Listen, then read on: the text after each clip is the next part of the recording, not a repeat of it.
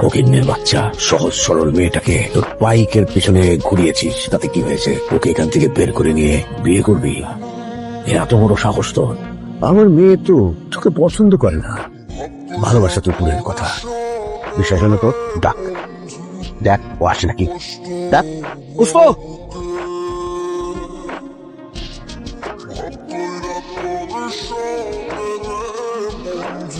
আপনার মেয়ে আমাকে পছন্দ করে, ভালোবাসে, বিশ্বাস হয়। আপনার মেয়েকে থেকে চাইতাম অনেক আগেই আপনার মেয়েকে উঠে যেতে। আপনার চোখের কিন্তু ঠাকুর আপনার মেয়েকে আপনার নিজের হাত দিয়ে আমার হাতে বুঝাই দেবেন। আরেকটা কথা, এরপরে যদি আমার বাপকে নিয়ে কেউ কোনো বাজে কথা বলে, আমি কিন্তু ভুলে যাব কে কার বাপ। ফকিন্নের বাচ্চা।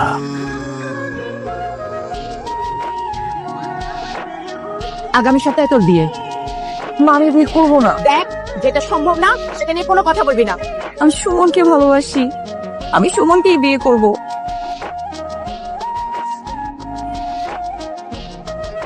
3 দিন সময় দিলাম, 3 দিনের মধ্যে পরিবার নিয়ে এলাকা ছেড়ে যাবে।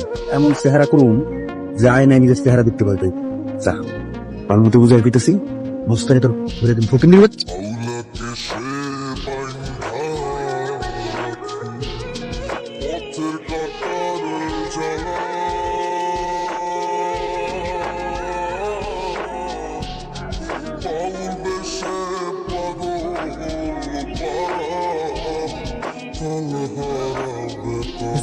ঠিক আছে, আমার বাড়িতে ঠিক আছে। জি ভাই, ভালো আছে।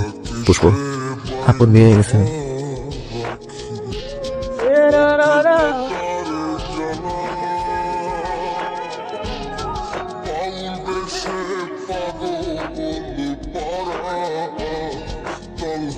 বুঝ পারছে।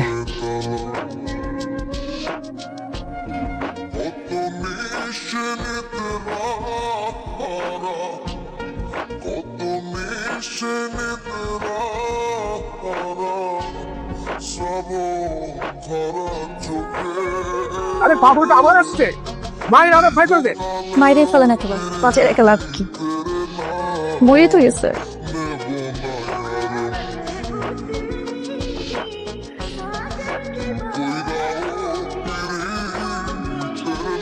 ওই ফকিন্নের বাচ্চার সাথে তোর বিয়ে দেবো?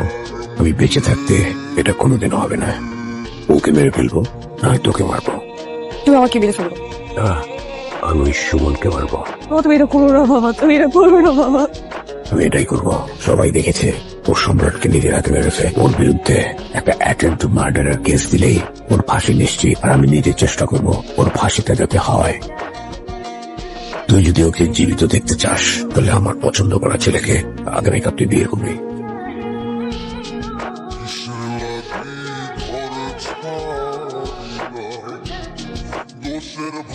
ছেড়ে গেছিলা কেন? হ্যাঁ, ভালোবাসার জন্য উত্তরটা পাইছো। তুমি আর কোনোদিন আমার আশেপাশে আসবে না, কারণ এখন আমি আর তোমার নয়, আর কোনোদিন হবও না। আমি কি আর কোনোদিন তোমারে পাবো না? না। মানুষ আমারে পাগল বলে, আমি নাকি পাগল? আমি তো পাগল সেদিনই হয়েছি যেদিন আমি পুষ্পকে দেখছি।